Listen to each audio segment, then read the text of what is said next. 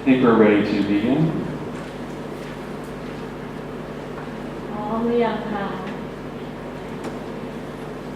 Before talking about the resurrection, there are two things I want to mention. One is, which Mr. Andrew mentioned, is the resurrection is extremely important. ก่อนที่จะพูดเรื่องวันนี้นะคะก็อยากจะเตือนที่คุณแอนดรูพูดเอาไว้นะคะบอกว่าการฟื้นคืนพระชนม์นั้นเป็นเรื่องที่สำคัญมากๆสำคัญที่สุด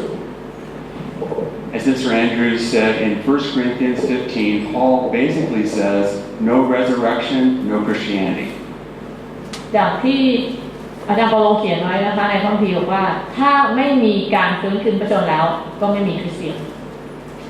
And the second thing I want to share is it is reasonable to think that the resurrection is an actual historical event. ประเด็นที่สองก็คือการฟื้นคืนพระชนม์นั้นเป็นเหตุการณ์พิเศษเป็น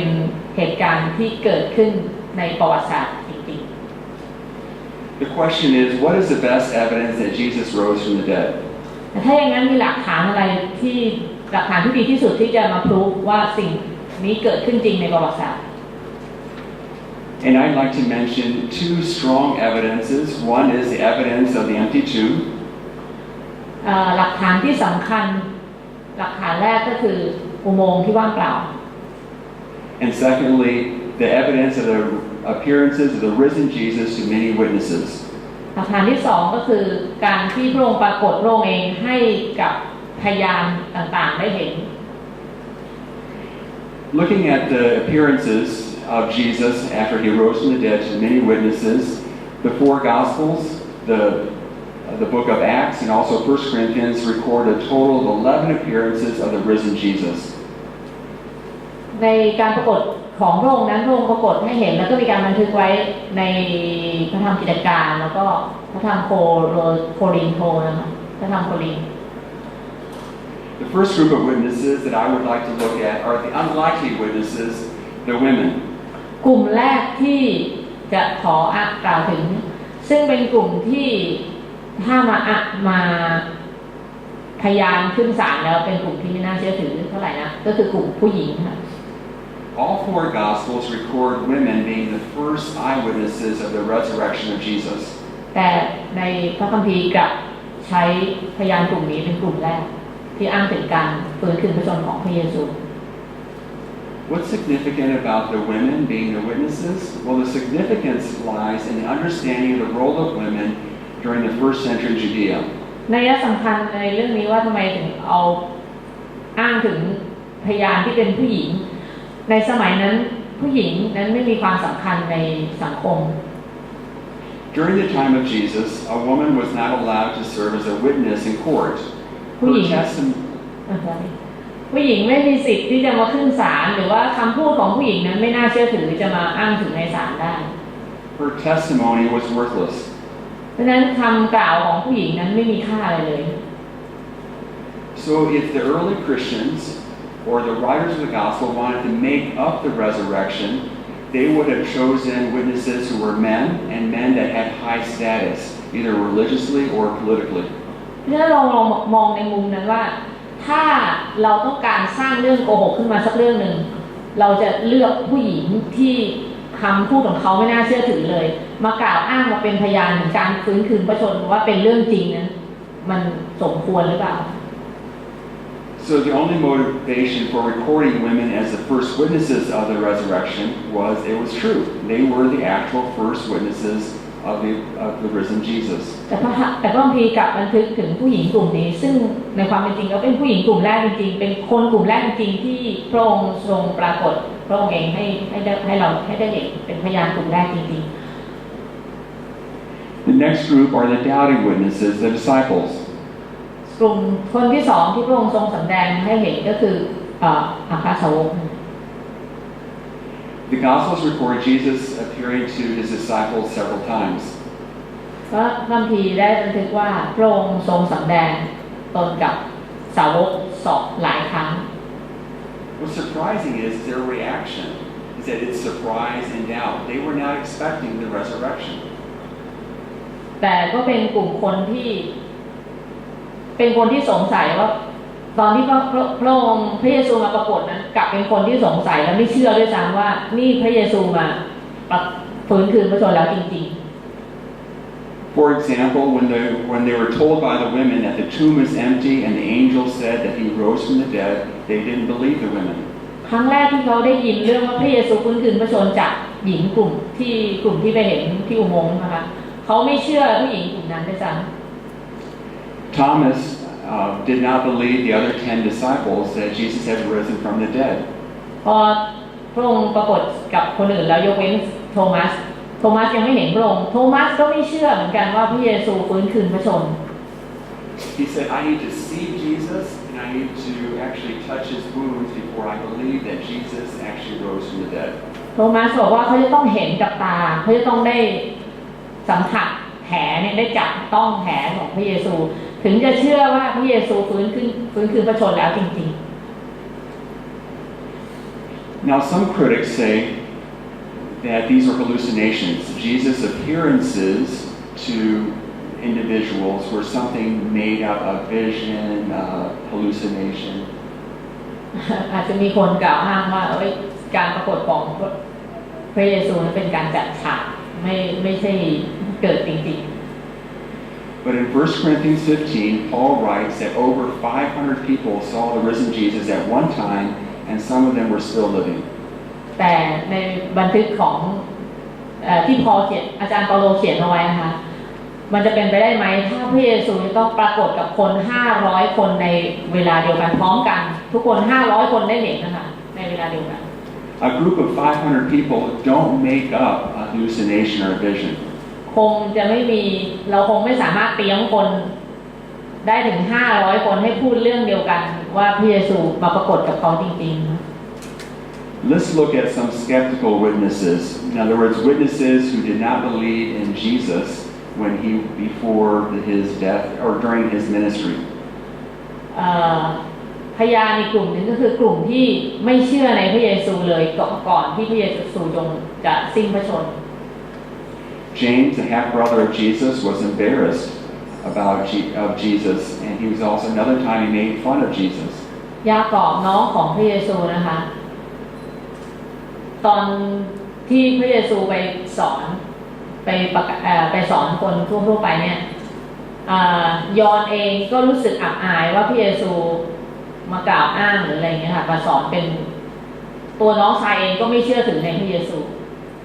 He also probably doubted the resurrection. และยากอบเองก็สงสัยในการฟื้นคืนพระชนของพระองค์ด้วยเหมือนกัน Yet again in 1 Corinthians 15, it talks about Jesus appearing to James. แต่ใน1โครินธ์บทที่15ข้อ7นะคะว่าพระเยซูได้มาปรากฏกับยากอบ And that he later becomes the leader of the Jerusalem church, and later he dies for Jesus. และนั่นทำให้ยากอบเชื่อในพระเยซูแล้วก็เปลี่ยนจากหน้ามือเป็นหลังมือนะคะเป็นผู้นำในการประกาศและสุดท้ายเขาต้องตายเพื่อพระเยซูด้วย Another skeptical witness is Saul of Tarsus. อีกกลุ่มหนึ่งนะคะซาโลแห่งทาซัสเป็นฟาริสี He was a Pharisee. He opposed the Christians. He put many Christians in jail, and he was responsible for the death of some of the early Christians. ซาโลคนนี้เป็นฟาริสีที่หัวรุนแรงแล้วก็พยายามต่อสู้แบบพยายามปราบปรามคริสเตียนกลุ่มคริสเตียน But on the road to Damascus, after Jesus appeared to him, his life was totally transformed. แต่ในการที่เขาจะไปปราบปรามไปจับกลุ่มคริสเตียนระหว่างทางที่ไปดามัสกัสเขาก็ได้พบกับพระเยซู And now he is known as Paul, one of the greatest followers of Jesus, and also the writer of 13 New Testament books. และซาโลคนนี้นะเมื่อได้เห็นพระเยซูเขาก็เปลี่ยนเป็นเปาโลนะคะที่เรารู้จักกันดีแล้วก็เป็นอัครทูตคนสำคัญที่ประกาศเรื่องพระเยซูแล้วก็ได้เขียนหนังสือเขียนพระธรรมอีกหลายตอนในพระคัมภีร์ So we have two skeptical witnesses who are transformed after they see the resurrected Jesus. นี่เป็นสองคนสำคัญที่แล้วที่เราจะเห็นว่าแต่เดิมเขาต่อต้านไม่เชื่อในพระเยซูแต่สุดท้ายเขากลับมาเป็นพยานว่าพระเยซูทรงฟื้นคืนพระชนม์จริงๆ Now, what was the reaction of the opposition to the Christians? สิ่งที่เราปฏิกิริยาของคนที่ไม่เชื่อในพระเยซูหรือต่อต้านพระเยซู The opposition is silent. They're silent to the eyewitness testimony and also silent about the empty tomb of Jesus. ถ้าเขาเป็นต้องการที่จะต่อต้านพระเยซูจริงเขาคงจะเงียบเรื่องนี้ไว้แล้วก็เขาจะไม่เป่าประกาศเรื่องอุโมงค์ว่างเปล่า And the disciples of Jesus proclaimed the resurrection. แต่สาวกของพระเยซูคือผู้ที่เชื่อในพระเยซูก็ประกาศถึงการคืนพระชนม์ของพระองค์ I want to go on and talk about the written testimony as additional evidence. ต่อไปจะเป็นพยานที่เรียกอะไรหลักฐานที่เป็นหลักฐานที่เป็นลายลักษณ์อักษร Okay, I'm sorry. I didn't clarify that. Written testimony, I'm talking about the New Testament, okay? The New Testament, which talks about the resurrection, is those writings are dated 25 to 65 years after the death of Jesus. พยานหลักฐานที่เราทางลายลักษณ์อักษรที่เรากล่าวถึงนั้นก็คือพระคัมภีร์พันธสัญญาใหม่ที่เขียนขึ้นหลังจากที่พระองค์สิ้นพระชนม์แล้วไปกลับไปสวรรค์แล้ว60 กว่าปี Also, 1 Corinthians 15 has a creed or a statement of faith, and this was written, scholars believe this was written between 8 and 20 years after the death of Jesus. หลักข้อเชื่อ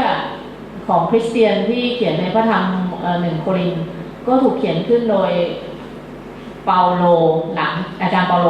28 ถึง 20 ปีหลังจากที่การฟื้นคืนพระชนม์ของพระองค์ And the creed says that he was buried and he rose the third day. พระธรรมตอนนั้นได้เขียนว่าพระเยซูตายและถูกฝังแล้วและเป็นขึ้นมาใหม่หลังจากนั้น3 วัน So if Jesus did not exist, or if the information of these documents were false or corrupt, then those who knew Jesus would either, whether they were a friend or an enemy, would have objected and said, "This is wrong. This is misinformation." เพราะฉะนั้นด้วยระยะเวลาที่หลังจากที่พระเยซูสิ้นพระชนม์และฟื้นคืนพระชนม์จนถึงการเขียนพระธรรมตอนนี้ซึ่งหลังจากนั้นประมาณ8 ปีเนี่ยถ้าสิ่งที่เขียนนั้นไม่ถูกต้องหรือพระเยซูไม่ได้ทรงพระชนม์อยู่จริงผู้ที่เชื่อในพระองค์หรือผู้ที่ต่อต้านพระองค์ก็คงจะมาออกมาโต้แย้งสิ่งที่เขียนมาว่าไม่เป็นจริง One last piece of evidence I want to talk about is the high price that the disciples paid for being a follower of Jesus. หลักฐานอีกอันหนึ่งที่เรามาดูก็คือสิ่งที่สาวกหรือผู้ที่กล่าวอ้างถึงการฟื้นคืนพระชนม์ของพระองค์นั้นเขาจะต้องเสียอะไรต้องมีราคาสูงในการที่จะต้องยืนยันสิ่งที่เขาเชื่อเหล่านี้ People don't knowingly die for a lie. เราคงไม่มีใครยอมตายเพื่อสิ่งที่เราโกหก The disciples were not fearless liars who wanted to fool the world. สาวกคงไม่ใช่กลุ่มที่แบบคือแบบอยากจะหลอกลวงโลกนี้โดยแบบยอมตายเพื่อจะเรื่องหลอกลวงเพื่อสร้างเรื่องหลอกลวงระดับโลก The disciples were cowards. After the resurrection, after the crucifixion and after the arrest of Jesus, they fled for fear for their lives. เราจะเห็นได้ชัดว่าตอนที่พระองค์ทรงถูกตรึงบนกางเขนนั้นสาวกกลุ่มนี้เป็นกลุ่มที่ขี้ขลาดมากนะคะไม่ใช่เป็นคนที่กล้าบ้าบิ่นอะไรพอพระเยซูถูกจับทุกคนหนีหมดเลย So, but after the resurrection, all the disciples, with the exception of John, die as martyrs for being followers of Jesus. เพราะแต่เมื่อพวกเขาทราบถึงการฟื้นคืนพระชนม์ของพระองค์แล้วเขาได้รับการพิสูจน์ได้พระเยซูได้ปรากฏกับเขาแล้ว พวกเขากลับมีความกล้าหาญยอมที่จะตายเพื่อพระองค์เปโตรก็ถูกตรึงกางเขนส่วนแมทธิวก็ถูกทารุณจนตาย They did not die for a lie. เป็นสิ่งพิสูจน์ได้ว่าเขาไม่ได้ตายเพื่อสิ่งที่เขาโกหก They died for a person they saw alive after the resurrection. แต่เป็นการยืนยันว่าเขาได้เห็นจริงๆเห็นพระเยซูจริงๆมีชีวิตจริงๆหลังจากที่พระองค์สิ้นพระชนม์แล้วได้ฟื้นคืนพระชนม์จริงๆ So I think when we look at the witnesses and we look at the empty tomb,